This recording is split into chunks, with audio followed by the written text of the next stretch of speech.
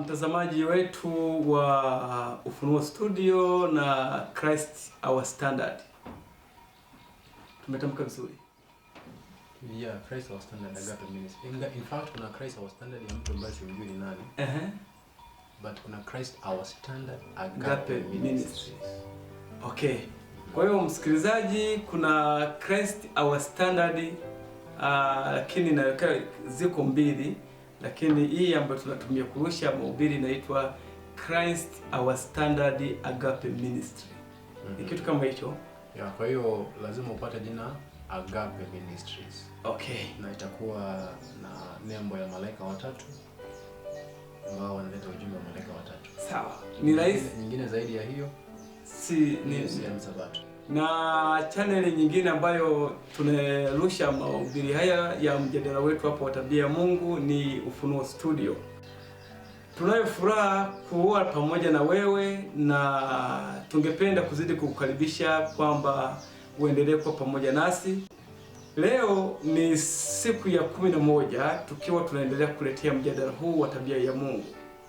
Tulikuwa tunashughulika kwanza kuweka msingi ili kusudi tuweze kuja kupanda ukuta mrefu huu wa kuchungulia ni nani yuko nyuma ya matukio mengi ambayo tumeyaweka na kuyavisha kwa Mungu. Unaona? Kwa hiyo tutaingia kwenye na misemo ya Biblia na hau Biblia inavyotumia, alafu tutawaona kanuni moja inaitwa kanuni ya kioo. Baada ya hapo tutakwenda pale ambapo watu wengi wanapata sana. Maana ambapo watu wao wanaongojea ni hapo tu, na hii inafanya watu wengi wasielewe huko kwenye kanuni, kwa sababu wakati unafundisha kanuni mtu anaona kwamba unaleta vitu ambavyo yeye sio shida yao. Mtu yuko kwenye semina, mmeshafika wapi? Mtu anawaambia tuko tunajifunza hapa, kunaona kanuni ya kioo na nini. Amefika pale kwenye hukumu ya mwisho. Bado hapa tujana huko wanazunguka hao, awaambia habari za Sodoma, habari za Galika, awaambia hukumu ya mwisho. Sasa hivyo ndivyo watu wanataka. Lakini ukweli ni kwamba hauwezi kuelewa hicho kitu hata kama ungefika ukaelezwa kama hujapata kanuni nayo ya kuisoma Biblia. Katika siku ya leo tutakwenda kukita hapo mizizi kuangalia mambo ya msingi na kanuni mbili za mwisho zilizobaki. Baada ya hapo tutakwenda kwenye visa vile ambavyo tumesema ambavyo watu wengi wanavipenda sana. Kuangalia kesi za vita vya wana wa Israeli, tuone habari za kina Sauli, habari za kina Kora, tuone habari za Galika, tuone habari za nini tutaweza kufika.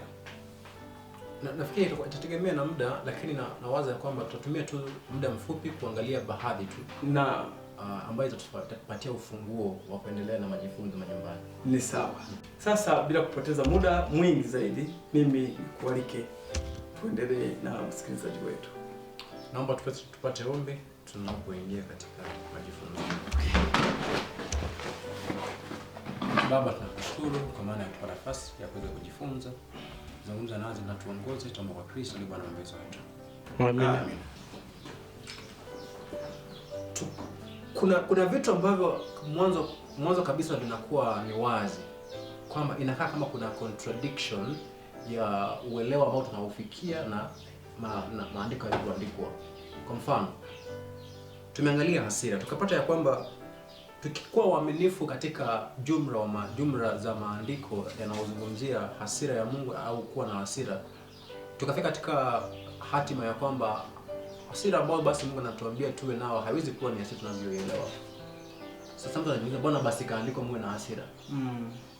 Tukapata ya kwamba utume wa Kristo lengo lake lilikuwa ni kudhihirisha tabia ya Mungu, na Mungu hakuhitaji alipwe gharama yoyote, ila maandiko yanatuambia ya kwamba Kristo amelipa bei, damu ya Kristo ilimwagwa. Sasa hayo yote mbona yatumiwe lugha kama hiyo kwenye maandiko? So nikafikiri jambo nzuri la kufanya ni kuanza katika kipengele kile cha kwanza kabisa ya lesoni tulizozungumzia kuhusu amri ya Mungu. tukapata kwamba amri ya Mungu ikiwa ndani ya Kristo ni uzima na wala si kitu kingine, bali ni kanuni ya nini? Kanuni ya uzima. Bali amri inapokuwa nje ya Kristo na nje ya mtu ama nje ya nafsi iliyo hai, hata kwenye tuseme kwamba amri ya Mungu inapokuwa nje ya kitu kilicho hai. Kwa mfano, unaweza kuwa umeandika sentensi kuhusu amri ya vegetables ama familia ya mboga ama familia ya mimea, ukaandika sheria zinazohusu mimea fulani. Zile kanuni ambazo umeziandika pale kwenye daftari ya biolojia ama ya science haiwezi leta uzima kwenye mmea unaopanda shambani. Ila kanuni ile inapokuwa ndani ya ule mmea ndipo inakuwa ni uzima. Tunaelewa pale? Tukasema ya kwamba amri ya Mungu inapotolewa alafu imenakiliwa kwenye mbao ama kwenye maandishi ya Musa, haina uzima wowote ndani. Naomba tufike pale turudie fungu hilo. Baada ya hapo tunaona jinsi ambavyo tunaweza kuunganisha. Kitabu cha Wagalatia 3:21 inasema namna gani?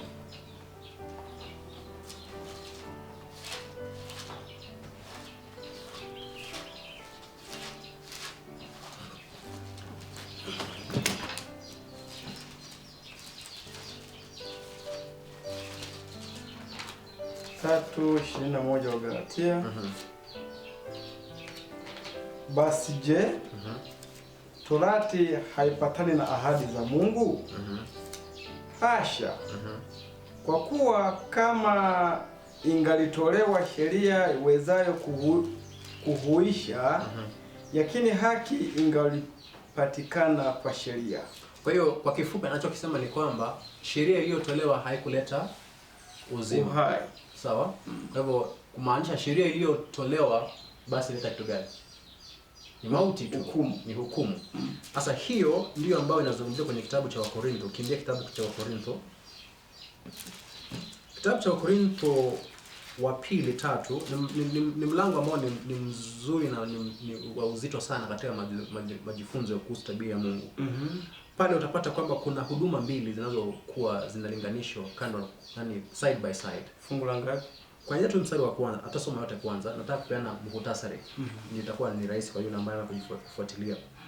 Msomaji, ungechukua muda mzuri uangalie kitabu cha Wakorintho wa pili mlango wa 3 mstari wa kwanza hadi 18. Pale utapata kwamba kuna mazungumzo yanayoendelea kupitia mtumishi Paulo mahali ambapo analinganisha na kutofautisha huduma mbili. Huduma moja ambayo inaitwa ni ministry ya kifo, huduma ya kifo, na nyingine inaitwa ni ministry ya utukufu ambayo inadumu milele, ambayo ni huduma ya uhuru. Sasa huduma hizi mbili zinazozungumziwa hapa, moja inakuwa ni ile ambayo Musa anawakilisha kuwa amevaa taji kwenye uso wake, alafu huduma nyingine ni huduma ya roho ambayo inawakilisha kwamba Kristo ndiye anayekuja kuidhihirisha na kuondoa utaji ule uliokuwa kwenye uso wa Musa. Sasa huduma ile na kile ambacho ile sheria ilikuwa inawakilisha, huduma hiyo yote haingeweza kuletea mtu nini? Uzima. Kile ambacho ingemletea ni kitu kimoja tu ambacho ni nini? Hukumu. Ni hukumu. Naomba tukomee pale, maana siko katika mazungumzo hayo. Sasa hiyo inakuwa wazi. Lengo la Mungu kutoa amri kwa wana wa Israeli ilikuwa ni wapata uzima kupitia sheria iliyo kwenye mbao, au ikuwa ndio kusudi lake.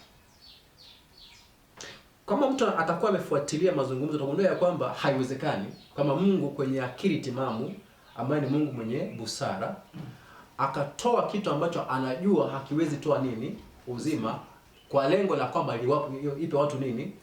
Uzima. Kwa hivyo lengo la Mungu kutamka orodha ile haikuwa ya kwamba wapate uzima na utakatifu kupitia nini? Kauli zilizokuwa zimetamkwa pale. Kwa maana haiwezekani. Sawa? Ila yale aliyokuwa yanazungumziwa katika orodha ile ni yanaowakilisha utakatifu, bali hayawezi fikisha utakatifu kwa mtu binafsi. Tulisema ya kwamba orodha ya utakatifu ambayo imeandikwa katika amri 10 haiwezi toka kwenye mbao kwa ukuta ikaja kaandika amri ile na uzima ule ndani ya moyo wa mtu. Sawa? Kwa kusudio sasa la Mungu kutoa ile orodha ni kwa sababu wana wa Israeli wamepoteza ufahamu wa hali yao halisi na utakatifu wa Mungu, tofauti na hadhi ya maisha ya kipagani. Ndiposa wajue utakatifu wa Mungu na wajue udhaifu walio nao. Mungu akawapa kitu ambacho kitawasaidia kujua hali yao halisi, na ndiposa baadaye wajue kimo cha utakatifu ambao Mungu anahitaji wafikie. Kwa hiyo nasema ya kwamba alichowapa ni kitu gani? Ni kioo. Sawa? Kwa kile ambacho Mungu anafanya kitabu cha Kutoka 20 pale, kwanza lengo lake lilikuwa sio kwamba awapatie amri ambazo zitakuja kuwadhihirishia udhaifu wao na kuwaletea hisia za hukumu na hisia za kifo. Yeye alitamani ya kwamba awaingishe katika ile ahadi ya Abrahamu ama agano la Abrahamu ambalo lilikuwa tayari lishatolewa kwa Abrahamu ahadi ile. Kwa hivyo wao walikuwa wanafaa wapokee amri hizi za Mungu ndani ya maisha yao na wala si kwenye nini? Kwenye mbao. Ila kwa sababu ya ugumu wa wanadamu na matendo ambayo tumekuwa nao tangu mwanzo kutoka kwenye baba yetu, tunatamani tujitendee matendo yetu wenyewe. Wakaanzisha mchakato ambao tunaita nini? Agano la nini? Agano la Kale. Ambalo kwenye agano la Kale hamna uzima. Tumejifunza hiyo sijui kama kwenye vipindi vingine. Sio hivi lakini katika majifunzo madarasa mengi kwamba agano la Kale haina uzima ndani yake. But point ya msingi ni kwamba Mungu anapowaruhusu waingie katika mchakato huu wa agano la Kale ni kwamba wanapoendelea wafike pahali ambapo watajiona udhaifu wao, waone hali yao, ndiposa wawe na haja na wawe tayari kupokea msaada wa nani? Msaada wa Mungu. Sasa tukishaunganisha basi hapo introduction hiyo imeshamaliza kipengele cha kwanza cha kuzungumzia kanuni ya kioo. Yaani vile ambavyo nimezunguka hapo nimeintroduce kanuni ya kioo. Sawa? Lengo la kanuni ya kioo. Na kanuni ya kioo inafanya kazi namna gani? Kilichosalia hapa sasa ni kujaza mafungu na kuweka msingi huu uingie imara katika akili zetu tunapojifunza. Sawa? Tuangalie kitabu kinachoitwa ni James. Kitabu cha James. Yakobo 1. Tunaomba tusome mstari wa 24. Anasema maana hujiangalia kisha anza 23. Kwa sababu mtu akiwa ni msikiaji wa neno tu wala si mtendaji, mtu huyo ni kama mtu anayejiangalia uso wake katika kioo. Sasa kuna wakati ambapo neno la Mungu linakuwa kioo. Ni wakati gani neno la Mungu linakuwa kioo? Ni wakati ambapo lile neno haliwezi kuwa la msaada wa kukubadilisha bali wa kukujulisha ulivyo. Sawa? Sawa. Nao ijapokuwa kukujulisha hali ulio nao ni hatua nzuri. Kwa nini? Daktari ndio akuwe wa manufaa na wa faida kwa mgonjwa, anafaa anze wapi? Kupima. Kwa hivyo hatua hiyo sio kwamba ni bure. Ni hatua muhimu hasa katika muktadha wa uponyaji. Sasa mpango wote wa wokovu ni kuponya binadamu, sio? Kwa hivyo binadamu hawezi ponywa hadi wakati ambapo atakuja kudhihirishiwa na afahamu hali yake halisi, ndiposa atafute nini? Tiba. Tumepata? Okay, kwa hivyo neno la Mungu kwa mtu ambaye hatendi yaliyoandikwa pale inakuwa ni nini? Inakuwa ni kioo. Sawa? Sasa, kwa hiyo inamaanisha ukisoma maandiko wakati ambapo unasoma na yale unayoyasema pale hayapo ndani ya maisha yako, lile neno limekuwa mbele yako kudhihirishia udhaifu ulio nao, ila pia kukuelekeza kwamba unafaa uwe kwenye kimo gani. Sawa? Kwa hivyo kwa kifupi neno la Mungu linaweza kuwa nini? Kioo. Sasa ukiweka kioo mbele ya mtu, nani atakayeonekana ndani ya kioo pale? Yule aliyewekewa kioo. Yule aliye mbele ya kioo. Sasa ikiwa yule aliye mbele ya kioo hapendi sura ambayo anaiona pale kwenye kioo, atasemaje? Inategemea na akili ya huyo mtu. Kama yuko timamu atasema kwamba wani nakaa aje. Aende afanye nini? Atafute mabadiliko. Ila kioo chenyewe hakiwezi mbadilisha. Sawa? Mwenda wazimu ataanza kushangaa naye huyu nani? Sawa? Wengi zaidi kile wanachokifanya, ile picha iliyo pale ninavyoangalia kwa mfano kwenye picha pale kwenye kamera pale, nikiangalia sasa nguo hii nyeupe inakaa namna gani? Huyu naye anavaa aje? Sitakubali mimi ndio baa nimevaa nguo hiyo. Nasema sasa huyu amevaa nguo gani? Unaelewa? Hiyo ndio tunaoita ya kwamba nitaanza kuproject hali yangu kwa mtu mwingine ndiposa nami nihisi niwe salama. Okay. Naona kama una jambo. Nilikuwa nataka kusemea kwamba kwa mfano wanyama nimeona kama na ndege kama kuku na wanyama kama mbwa. ikitokea yuko ghafla mbele ya kioo huwa anashituka na akijitahidi kuwa pale kwanza anaanza kubweka, anaanza kubwekea na bwekea nani? Anabwekea yeye mwenyewe mle ndani, anaanza kuona tena yani akubaliani na hali yake. Jamani, tusije tukawa kama wanyama. Nafikiri wakati mwingi tumekuwa hivyo kama wanadamu. Ila baada ya hapo nafikiri anaendelea mstari wa 23 sasa, anasema namna gani? Kitabu cha James 1:20. Mstari wa 23 anasema hivi. Lakini iweni watendaji wa neno, wala si wasikiaji tu. Hali mkijidanganya nafsi zenu. Kwa sababu mtu akiwa ni msikiaji wa neno tu, wala si mtendaji, mtu huyo ni kama mtu anayejiangalia uso wake katika kioo. Sawa. Sasa kwa Kiingereza inasema ya kwamba a man beholding his natural face in a glass. So glass, kioo unachoweza kusimama mbele ukajiangalia, kwa kifupi ndio tunaita na kitu gani? Glass. Ndio tunaita kioo. Na usome 25. Okay, 25. Inasema lakini aliyeitazama sheria kamilifu iliyo ya uhuru na kukaa humo, asiwe msikiaji msahaulifu, bali mtendaji wa kazi, huyo atakuwa heri katika kutenda kwake. Asante. Kwa hivyo kile ambacho tunachokipata hapa ni kwamba imekuwa wazi ya kwamba pia sheria ya Mungu inakuwa nini? Sheria ya Mungu inakuwa kioo. Sasa kioo, kazi ya kioo ni kukudhihirishia hali ulio nayo. Sio? Ila ukishajua hali ulio nayo, kioo itakusaidia. Ila kukuokoa haiwezi kuchafu ulio katika jino lako. Yeah. Sio? Kwa hivyo ni uenda wazimu kupasua kioo. Ni wakati fulani nilikuwa nasoma na kitabu, mwandishi akawa anaeleza kwamba mara nyingi sisi tunakuwa tunagombana na picha zilizo ndani yetu sisi wenyewe ambazo ndio sisi tuna project kwenye mazingira. Okay. Kwa hiyo kipengele cha muhimu hapa ni kwamba kioo, naomba nisaidie hicho kioo ambacho kiko hapa. Na hicho kitu ambacho unacho. Naomba tusaidie katika darasa hili. Tumishi. So kwa hiyo tumesema ndugu ya kwamba neno la Mungu na sheria yake wakati mwingi huwa ni kioo. Na sura ambayo nitakuwa ninaiona kwenye kioo ambacho kipo mbele yangu, wakati mwingi haitakuwa ni sura ambayo nitakaoifurahia.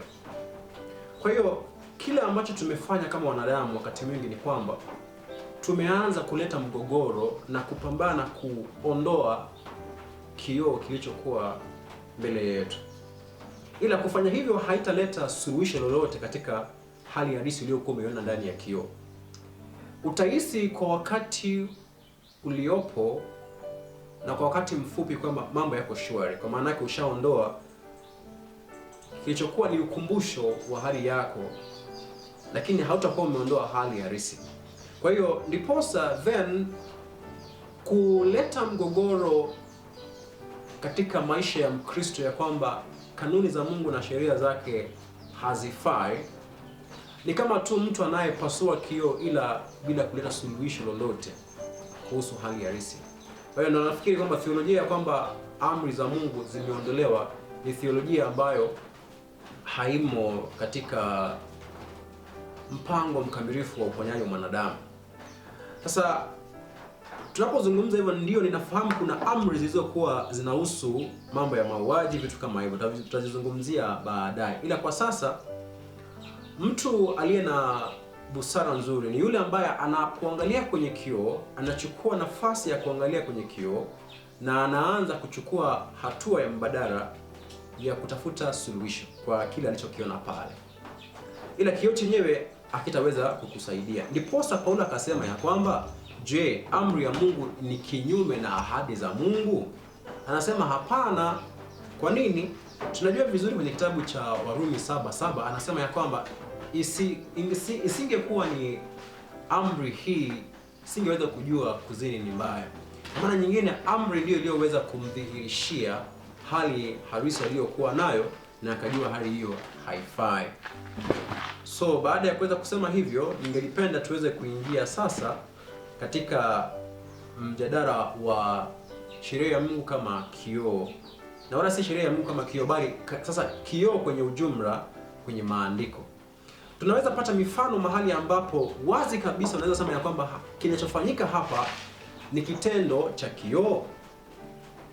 Naomba tuweze kuanza na ule mstari unaopatikana kwenye kitabu cha Yohana 13 mstari wa 27. Nasoma kwenye kitabu cha Kiingereza kwenye King James Version. Nasema ya kwamba, and after the soup Satan entered into him, then said Jesus unto him, that thou doest, do quickly. Baada ya kuweka mkono wake kwenye divai, tunaambia kwamba shetani akamwingia Judas. Na baada ya hapo tunaambia kwamba na alipomwingia Judas, Kristo akamwambia, kile ambacho unataka kukifanya fanya upesi. Sasa sentensi hii, unajua, kwa mara nyingi nafikiri tunaelewa of course kinachofanyika pale, ila hapa ndipo tunapata kipengele cha muhimu kuhusu kanuni ya kioo. Na kipengele hicho kinasema ya kwamba hapa matamshi ya Kristo yanakaa amri au ni amri. Na amri inasema ya kwamba, that thou doest, do quickly. Naomba nijaribu kusoma kwenye lugha ya Kiswahili hapa. Kitabu cha Yohana, Injili ya Yohana 13:29. Inasema hivi, kwa maana Yohana 13, Yohana Mtakatifu 13:27. Na baada ya hilo tonge, of course Kristo ndiye aliyempa tonge, nafikiri sio? Basi Yesu 26, basi Yesu akajibu, ndiye mtu yule nitakaye mtowelea tonge na kumpa. Akatolea tonge, akalitoa, akampa Yuda mwana wa Simon Iskarioti. Kwa hivyo Kristo akachukua tonge akampa Yuda.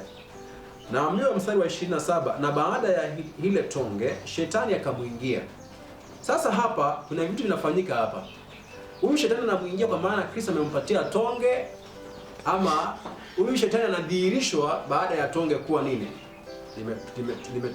Nimepewa, ama Yuda amepokea tonge. Sasa hakuna ushirika kati ya Kristo na shetani. Kitabu cha Wakorintho kinatuambia kwamba hamna ushirika kati ya nuru na giza, kati ya Baali na Kristo. Bali hapa tunapata Kristo kwa kumpa Yuda tonge, na kwenye matamshi aliyoyasema Yuda ndani ya moyo wake alijua kabisa ya kwamba Kristo ashajua kile kinachoendelea ndani ya mawazo yake. Na alishuhudia kwamba nimeshajulikana nachokipanga. Kwa hivyo akaruhusu mwenyewe shetani atawale mawazo yake badala ya kupokea na kuona upendo wa Kristo kwake. Kwa hivyo lile wazo lilokuwa nalo katika mawazo ya kwamba anataka kumtoa Kristo msaliti, akaweza kufanya uamuzi kwamba ataenda mbele na atamsaliti Kristo. Kwa hivyo akafanya uamuzi kwenye mawazo. Sasa Kristo ana uwezo wa kujua mawazo ya mwanadamu. Maandiko yanatuambia ya kwamba maneno yetu yalipokuwa mbali hata kabla hatujatamka yalikuwa wazi mbele ya Baba. Kwa hivyo hamna neno lolote ambalo lipo ndani ya akili ya binadamu ambalo Mungu alijui. Kwa hiyo anaposema hivi, basi Yesu akamwambia, uyatendayo yatende upesi. Sasa sentensi hiyo ni amri, sio amri unapoisikia msomaji wangu au msikilizaji wangu. Yoyote utendayo, naomba nisoma. Anasema hivi, uyatendayo yatende upesi. Sasa ikiwa unaosha vyombo, alafu mtu aje akakwambia uyatendayo yatende upesi, anakuamrisha anakuamrisha. Kwa hivyo nani aliyemwamrisha Petro, Judas aende usiku huo masaa hayo aende watafute viongozi wa Israeli wakuje kumchukua Kristo? Kulingana na sentensi hiyo ni Yesu mwenyewe. Ila tunajua anaoyatenda nani aliyemwambia yatende? Naambia kwamba ni shetani alimuingia. Sasa Kristo anaingiaje katika kuamuru mtu atende kitendo cha shetani? Wani wana ushirika gani? Kinachofanyika hapo ni kwamba Kristo amri anayoitoa sio amri ya kuleta wazo kwa Yuda atende kitu ambacho hajakiamua. Ni amri anayoitoa kudhihirisha kile ambacho kipo ndani ya moyo tayari. Kwa maana nyingine, whether angesema maneno hayo au angeyasema, bado Yuda angefanya nini? Angeenda mbele akitoa Kristo, bado angeyatenda. Na unajua kabisa kwamba wengine waliokuwepo hapo hata hawakufahamu kile ambacho alichokuwa nakizungumza. Kwa kifupi unapata kanuni ya kioo hapo. Baada ya hapo naweza kusema kipengele cha muhimu katika kanuni ya kioo ni kwamba kanuni ya kioo, wakati ambapo Kristo au Mungu anapoitumia, sio kumsaidia kujua kile ambacho hajui kwenye moyo wa mpokea kioo, bali ni kudhihirisha anachojua ndani ya moyo wa yule ambaye amemwekea kioo mbele yake. Ndiposa kilicho ndani kidhihirike, apate suluhisho. Na suluhisho inapatikana kwa yule ambaye amemwekea kioo mbele yake. Ni kama daktari ambaye anatoa damu kuipeleka katika maabara, akapime, akawekea mgonjwa kwenye meza, matokeo kwamba hii ndiyo hali yako. Kile kinachomfanya atende hivyo ni kwa maana hawezi mpatia mgonjwa vidonge bila kumdhibitishia ya kwamba uko una ugonjwa huu. Kwa hivyo ndiposa Kristo anatenda kitendo cha kutoa kauli kwamba utendayo fanya kitu gani? Fanya upesi. Ila sio kwamba ana haja ya kujua kitu fulani ambacho kipo ndani ya moyo wa Judas ambao akifahamu. Kwenye kipengele hicho naomba tuende mbele tena kidogo. Kauli nyingine ambayo inakuwa kioo ni kitabu cha Yohana 5:35. Yohana 5:35. Inasema hivi nikisoma: mwayachunguza maandiko kwa sababu mnadhani kwamba ninyi mna uzima wa milele ndani yake, na hayo ndiyo yanayonishuhudia. Sasa jinsi ambavyo Kiswahili imeweza kutafsiri sentensi hii, sijui huwa mnaielewa vipi kwenye lugha ya Kiswahili. Anachosema ni kwamba waache kutafuta maandiko, anasema wafanye nini? Anawadhihaki, anasema kitu gani? Na Kiingereza inakuwa ni wazi zaidi wakati ambapo unaelewa Kiingereza, kwa sababu Kiingereza itakuwa kana kwamba ni sentensi iliyo katika panda mbili, ama iliyo katika njia panda, I think so. Kwa maana kwamba unaweza itafsiri hivi, unaweza itafsiri hivi, kwa kutegemea unavyotaka kuielewa. Kwa mfano, inasema ya kwamba search the scriptures, full stop. Sasa msikilizaji, hapo unapoambiwa search the scriptures, unaambiwa amri, unaambiwa request. That's not a request, that's a command. Anasema search the scriptures. Baada ya hapa anasema for in them you think you have eternal life. Yeah? Tafuta nini kwenye maandiko? Kwa maana ndani yao mnafikiri mtapata nini? Kupata uzima. So hiyo ni amri. So what does that mean? Sasa sentensi hiyo mara ya kwanza, kauli ya Kristo search the scriptures ni command. Ila command hiyo hawaamrishi waende watafute maandiko. Anatoa kauli nao dhihirisha, amri hiyo nao itoa, tafuteni kwenye maandiko, kwa maana ndani yake mnadhani kuna uzima. Anatamka kauli hiyo ni kudhihirisha hali iliyopo halisi. Kwa maana nyingine tayari waliokuwa wanazungumzia walikuwa wanatafuta maandiko, walikuwa wanatafuta maandiko.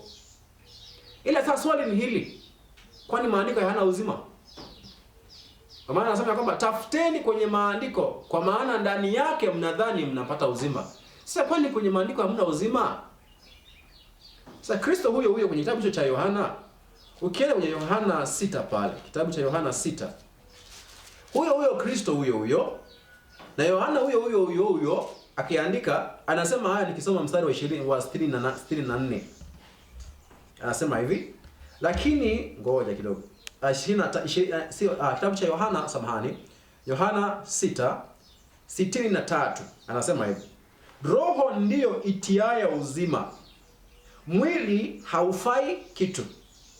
Maneno haya niliyowaambia ni roho tena ni uzima. Kwa hivyo neno la Mungu lina uzima. Sasa anaposema ya kwamba tafuteni kwenye maandiko, kwa maana ndani yake mnadhani mna uzima. Anaposema mnadhani, kwa anamaanishaje? Kuna uzima, hamna uzima? Kwenye kauli hiyo ina uzima.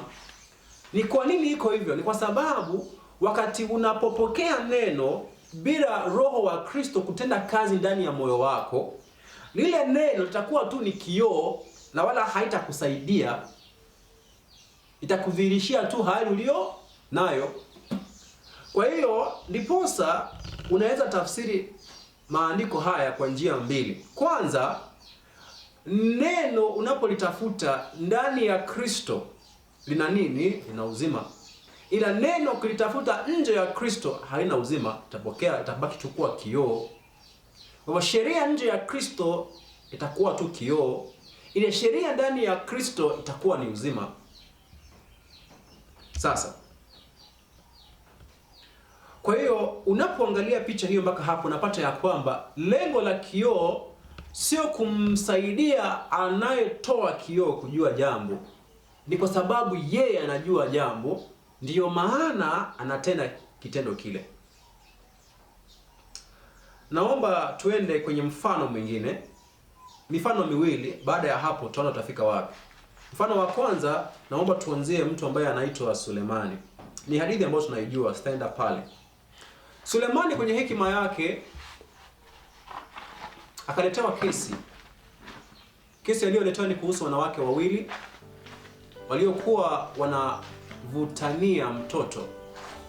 Mtoto huyu aliyekuwa amebaki hai alikuwa na mwenzake ambaye alikuwa ameuawa na mamake usiku. Mamake alikuwa amelala kupindukia, nafikiri alifanya ukahaba akachoka. Basi alipoingia kwenye kitanda akaweza kusahau kwamba akana majukumu ya kuweza kulinda mtoto. Akamlalia mtoto wake akafa. Ila usiku katikati alipoamka akagundua ya kwamba ameshaua mtoto wake, akambadilisha yule mtoto wake, akamweka kwenye yule mtoto aliyekuwa hai. Yule aliyekuwa hai akamchukua akamweka katika sehemu ya mtoto wake alipokuwa analala. Asubuhi walipoamka wakaanza kuvutania mtoto. Mama, hata kama mtoto ni mgeni kabisa, mpya kabisa, fresh kwenye karatasi ya tumbo, wamezaliwa leo, lazima anajua mtoto wake, huyu ndio wangu, huyu sio wangu. Okay? Sasa walipovutana wakaenda kwenye Sulemani. Walipoenda kwenye Sulemani kwenye kesi, Sulemani akiangalia anashindwa kesi hii ataitatua namna gani. Ila kwenye hekima ya Mungu tunaambiwa ya kwamba akaitisha kisu, akatoa amri ya kwamba yule mtoto aliye hai akatwe vipande viwili. Lengo la kukata mtoto katika vipande viwili kwenye akili ya Sulemani haikuwa ya kwamba anataka atimize lile. Kwenye akili alitaka kutimiza kitu kimoja, ajue kwa hakika nani mtoto huyu ana belong to. Yaani mtoto huyu ana belong kwa nani? Mtoto huyu ni wa nani? Kwa hivyo Sulemani hakujua mama mtoto ni nani. Kwa hivyo anafanya kitendo au anatoa amri ya kitendo fulani ndiposa aweze kujua kati hawa wawili nani mama mtoto. Kwa kifupi, binadamu anapotumia lugha ya kioo anataka kujua kitu ambacho hakijui ndani ya mtu mwingine.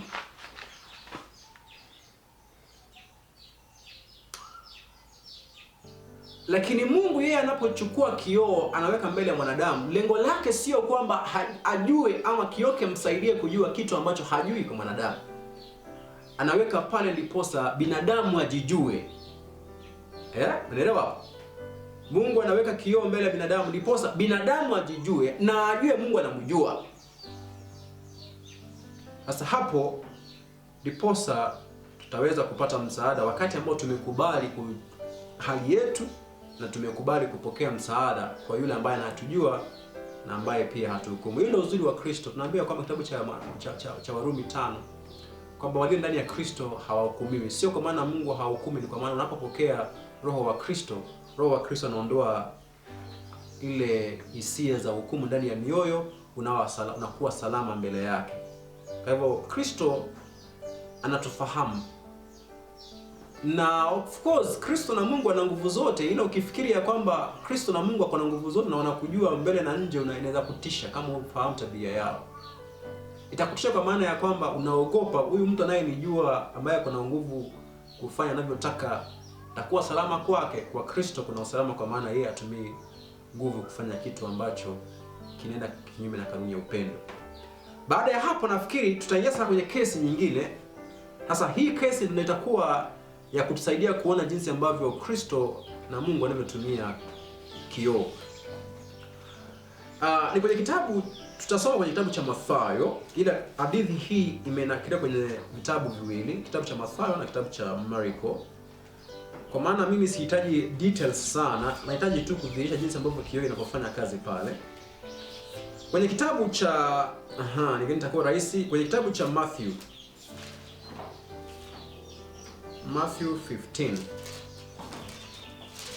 15 kuanzia 21.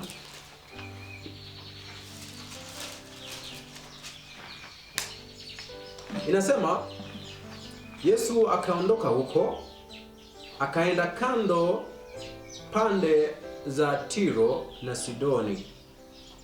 Na tazama, mwanamke Mkananayo wa mipaka ile akatokea akampazia sauti akisema, "Unirehemu Bwana, mwana wa Daudi, binti yangu amepagawa na pepo."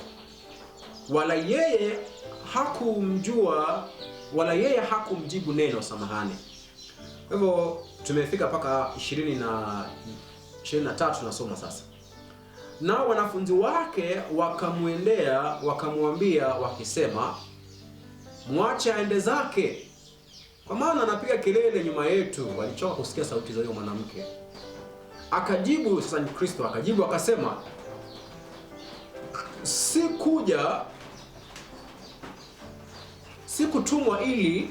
Sikutumwa ila kwa kondoo waliopotea wa nyumba ya Israeli." Naye akaja akamsujudu yule mwanamke, akamsujudu Kristo akisema, "Bwana nisaidie." Akajibu Kristo akasema, "Si vema kukitoa chakula cha mtoto kuwatupia mbwa." Yule mwanamke akasema, "Ndiyo Bwana, lakini hata mbwa hula makombo yaangukayo mezani pa bwana wao." Akapona binti yake saa ile. Sasa hapa tunapata kioo cha hatari. Na kioo hiki cha hatari, aliyewekewa kioo kile cha hatari, ijapokuwa hakukielewa, hakikuweza kumkatisha tamaa. Aliwaza kwamba hana lingine na hana msaada pengine isipokuwa kwa huyu tu ambaye amekaa kana kwamba amemuita mbwa. Kwa maana hivyo ndivyo alivyotafsiri mwenyewe. Na hata wanafunzi wenyewe walikuwa namjua kwamba ni nini? Ni mbwa. Ila haikumvunja moyo, kwa maana alikuwa anajua mahali ambapo anaposimama hapo ndio msaada wake ulipo. Hii inamaanisha kitu gani? Wakati mwingi maandiko yanapotumia lugha ya kioo, wakati mwingi binadamu ambaye hakuwa na juhudi, ambaye hakuwa na moyo wa kutafuta wa kweli, huwa anatafuta kisababu, amepata sababu ya kukata tamaa na kuacha safari aliyokuwa nayo. Kwani ni Wakristo wangapi ambao umewasikia wanasema Biblia inajipinga? Na wewe labda nawe nisikie umeshakana maandiko kabisa, umeshakana Ukristo kabisa. Kwa nini? Sasa neno hili mnasoma hapa nasema kinyume, unasoma hapa unasoma kinyume, huku unasoma inasema vingine. Wewe ukishasoma hivyo, sasa mimi mambo ya kijinga. So yani hiyo sio kwamba hiyo ndio kesi hapo. Kulikuwa na mambo yaliyokuwa yanakufuata, kuna dhambi ambazo ulikuwa unazipenda. Kwa hivyo ukishapata sababu nzuri ya kuondoa maandiko, basi umeshapata nafasi nzuri. Kipengele cha msingi ni kwamba wakati mwingine kioo kinaweza katisha mtu tamaa, au lugha ya kioo inapotumika kwenye maandiko wakati mwingine huwa inakatisha mtu tamaa na kuweza kumwacha Kristo kama Kristo Mungu wa upendo. Hebu fikiri, huyu mwanamke angeweza kuondoka mbele ya Kristo akasema, yani wewe nakuja kwako ninaumia, binti yangu anaumia, alafu wewe unaniita umbwa, hata yenyewe huruma yenyewe hauna. Sasa na kwa manufaa ya huyu mwanamke, na kitu chenyewe ni hiki. Wanafunzi walipoangalia jinsi Kristo alivyompokea yule mwanamke, waliamini kwamba Kristo naye anaongozwa na utabaka kama uliokuwa kwenye mioyo yao. Sijui kama nafahamu tumia neno utabaka vizuri. Yaani walifikiri ya kwamba Kristo naye anapenda mipaka iliyowekwa, ni hivyo? Ubaguzi uliowekwa. Discrimination. Sinaona jamani. Anatupigia kelele hapa. Ndio maana wako na ujasiri baada ya hapo kumwambia, Bwana Kristo, muamuru waende. Anatupigia kelele. Swali. Mbona kama walikuwa wameshabadilishwa mioyo na tabia ya Kristo walioiona, hawakwenda kwa Kristo privately wakamwambia Kristo, mwanamke huyu msaidia, anaumia? Mbona hawakwenda wakafanya hivyo? Kwa maana haikuwa ndani ya mioyo yao. Kama kungekuwa na mmoja wao ambaye upendo wa Kristo ulikuwa umembadilisha, Yohana mpendwa, akina Petro kiherehere, kama mioyo ya Kristo ilikuwa imewabadilisha, mbona hawapo na ile kiherehere kwenda kumwambia Kristo, jamani msikize, huyu mama anaumia, binti yake anateseka, Kristo msaidie? Mbona hawakufanya hivyo? Kwa maana mtu anavyotenda hawa yametoka wapi? Ndani. Kwa hivyo kioo kinachowekwa mbele yao ndiposa anaweka mbele yao wakione hali halisi. Yaani hapa kuna kitu fulani cha msingi pia. Kristo anatumia kioo kile kwa sababu anajua akiendea wanafunzi moja kwa moja akawaambie, sikiza niwaambie wanafunzi wangu 12, mna ubaguzi. Wangekubali? Tunajibu kwa maana Adam na Hawa walipokuwa wanauliza maswali walisemeje? Wao walipokea wakasema kama mama, baba tunaomba msamaha, nimekosa. Hamna. Walihisi kwamba ndio wawe salama inabidi waweze kurejesha lawama kwa mtu mwingine. Kwa hivyo binadamu tupo hivyo. Mungu akikuambia ulivyo moja kwa moja hautakubali. Kwa hivyo inabidi kwanza kwenye hekima yake akupe nafasi ya kudhihirisha. Yaani kama ule mtu ambaye umejua kabisa huyu mtoto anaibaka sukari. Ile ukimwambia anaiba sukari atakubali anaibaka sukari. So inabidi wewe utafute nafasi ya kumpata kwenye sukari. Kwamba sasa unaona sasa umekuwa ukikataa sukari ndio hii. Hapo anasema baba nisamee. Unaelewa? Ila kabla ya hapo asingekubali. Kwa hivyo Kristo anatumia mfumo huu, sio kwamba anawatega, anajua kwamba hiyo ndio hali yao. Kwani kinachomfanya mtu akakuwa mnajisi ni nini? Ni yale anayoyatoa ama ni yale yanayotoka? Yaani Kristo alisema hivi, kinachomnajisi mtu sio kile kitu anachokikula, ni kile kinachotoka ndani ya moyo. Kwa maana akasema ndani ya moyo kila kitu kinafanya tu gani? Mambo yote ya maisha yanatoka kule. Kwa maana nyingine, yale wanaoyatoa sio mtego waliowekewa ndiposa wakatoa. Wale mambo wanayoyatoa ni mambo yaliyokuwa ndani, sasa wamepata nafasi ya kudhihirisha. Kwa hiyo inamaanisha vipi? Kristo hatumii kioo kumtega mwanadamu afanye kitu ambacho hakukusudia kukitenda. Kristo anatumia kioo ndiposa ampe binadamu nafasi ya kudhihirisha yale yaliyo ndani. Akishadhihirisha yaliyo ndani, aweze kupokea msaada. Kwa hivyo Kristo alijua wanafunzi wake wameathirika na upaguzi na mipaka ambayo Wayahudi walikuwa wamejiwekea. Ndio awasaidie, akapokea yule mwanamke jinsi ambavyo Wayahudi wangempokea. ila kwa kweli huyu mwanamke alikuwa ni kati ya kundi la Israeli iliyopotea aliyekuja kutafuta. Hebu sikiza. Akasema ya kwamba sio vema kutupa chakula cha watoto watupie nini? Mbwa. Sasa hapo yule mwanamke yeye alienda mmoja kwa moja akasema ya kwamba mimi kwa kweli ni sawa, ni nini? Ni mbwa. Kumaanisha hata yeye mwenyewe hakuelewa kinachofanyika. Ila kuna kipengele cha msingi pale. Kwa nini yule mwanamke moja kwa moja alikubali? Ni kwa sababu kwenye karne hiyo Wayahudi walikuwa wanaita watu mataifa ni mbwa. Si hata leo wewe wale watu ambao kwa kule nje ambao hawajaokoka ni mbwa mwitu na waitaga. Hawaiti mbwa mwitu. Sasa wakiingia kanisani ni mbwa na waitaga ama ni nini wanakuwa. Kwa hivyo ni lugha tunaoijua ya kwamba mtu asiye wa imani ni nini? Wale mnaonisikiza kwenye mitandao kule ama natumia lugha ambayo sasa naanza kusema kwamba tupokee kila mtu. Hamna, sio point yangu. Point yangu ni kwamba lugha ya kuita watu wengine mbwa hata kanisani leo ipo. Bwana, kueni macho na mbwa mwitu. Kristo mwenyewe alitumia lugha hiyo. Kwa nini? Hiyo ndio lugha iliyokuwepo. Mtu asiye wa imani huwa alikuwa anaitwa mbwa.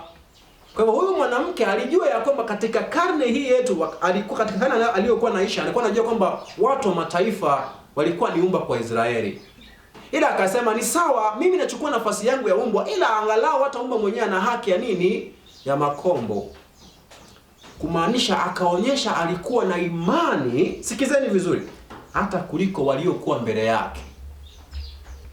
Ndiposa Kristo akageuka akasema kwamba mama, sijawahi ona nini? Imani kubwa kama hiyo. By the way, ukisoma kwa wale ambao watakuwa ni Waadventista, kwa maana tunashukuru kwamba Bwana amewapatia nafasi watu wengi kufuatilia mafunzo haya. Hata wale ambao sio wenye uelewa wa Kiadventista unaweza sema. Kwa wale ambao ni Waadventista, ukisoma kwenye kitabu cha Ellen White kinachoitwa Desire of Ages, anasema ya kwamba Kristo ijapokuwa alikuwa amempokea yule mwanamke kama vile wanafunzi wangempokea, ndani ya moyo wake alikuwa anaumwa na huruma, kamba za huruma zinamvuta. Ila alifanya hivyo ndiposa awaokoe wanafunzi, lakini pia ndiposa huyu mwanamke pia naye aamue ya kwamba anamtafuta Kristo kwa maana ameamua, au kwa maana kwa kweli anakuja tu kujaribu tu kama watu wengine. Sasa mimi nilipata tutumie sentence kusema hivi. Mahali kioo kinapotumika, mtu ambaye kwenye moyo wake kwa kweli si mtu wa dini kinaweza mkwaza. Kuna watu wengi ambao wamesoma hadithi kwenye maandiko hapa hawazielewi. Mimi yani hii sielewi kabisa hii nao sasa mimi sielewi. Ila hajatupa Biblia na hajamtupa Mungu bado. Anaendelea kushikilia, ila hakuna vitu hapo kimfungulia anakuambia mimi sijuagi. Hata mimi sijuagi.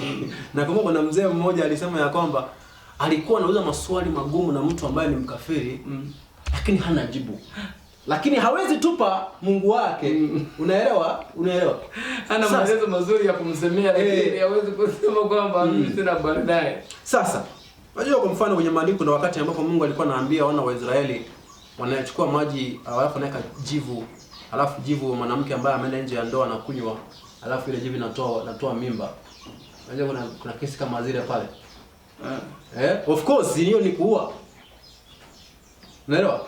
Kuna vitu vingi kwenye maandiko ukivisikiza. Kwa mfano kuna nyingine kitabu cha Kumbukumbu la Torati ambayo inasema ya kwamba anaambia wana wa Israeli wa kimwili ya kwamba mnapoenda kwenye vita mkiona mwanamke mzuri ambaye amewafurahisha, basi mkitaka kulala na yeye mchukueni msimuue, mchukueni auje kwenu.